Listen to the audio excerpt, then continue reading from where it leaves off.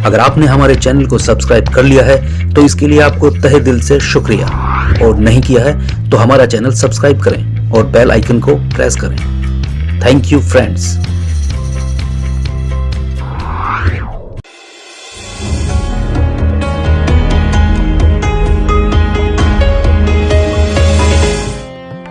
दोस्तों, स्वागत है आपका रेड फिल्म क्रिएशंस के सेगमेंट जीवन दर्शन में। और आज की प्रेरक कहानी है मोक्ष प्राप्ति का मार्ग। एक दिन की बात है, महात्मा बुद्ध अपने शिष्यों के साथ कुटिया में बैठे थे और ज्ञान चर्चा का विषय चल रहा था। शिष्यों के आग्रह पर उन्होंने एक कहानी आरंभ की। समीर नाम का एक जल्लाद मगध राजमहल के पीछे बने कस्बे में रहता था। वो मगध साम्राज्य का प्रमुख जल्लाद था। उसका सारा जीवन दोषियों को फांसी देने में बीत गया। अब वो लगभग 60 वर्ष की आयु का हो गया था। समीर अब राजकीय सेवा से मुक्त हो चुका था और अपना अंतिम जीवन अपने घर में व्यतीत करता था। अपने जीवन काल में की गई सभी घटनाओं को याद कर उसे बहुत पश्चाताप होता। मेरे हाथों इतने जीवों की हत्या हुई।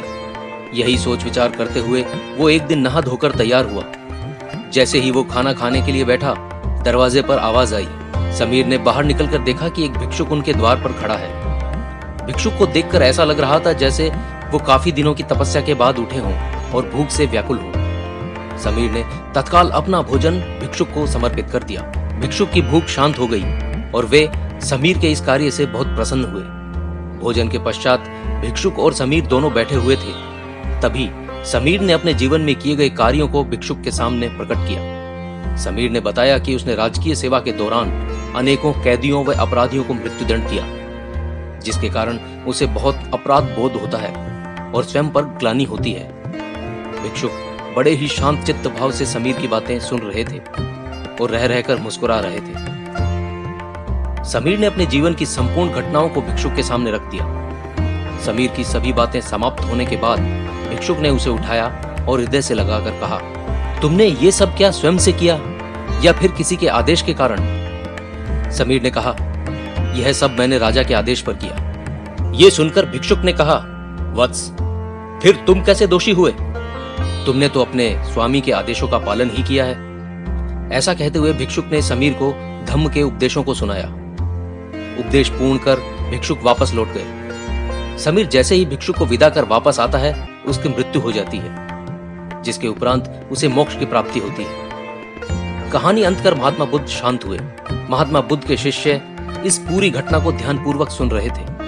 उन्होंने महात्मा बुद्ध से पूछा, जिसने जीवन भर अनेकों हत्याएं की थी, वो मोक्ष कैसे प्राप्त कर सकता है? महात्मा बुद्ध मुस्कुराए और अपने शिष्यों को समझाते हुए कहा, जिसने जीवन में पहली बार ज्ञान की प्राप्ति की हो, अंत समय जिसका निकट हो और ज्ञान के शब्द उसके कानों में पड़े हों, वो मोक्ष की प्राप्ति कर लेता है। यदि व्यक्ति का मन ही शांत ना हो तो हजारों हजार शब्दों के उपदेश व्यर्थ है। मन शांत होने पर एक शब्द से भी ज्ञान प्राप्त हो सकता है। ज्ञान से ही मोक्ष की प्राप्ति संभव है। दोस्तों, आपको ये कहानी कैसी लगी?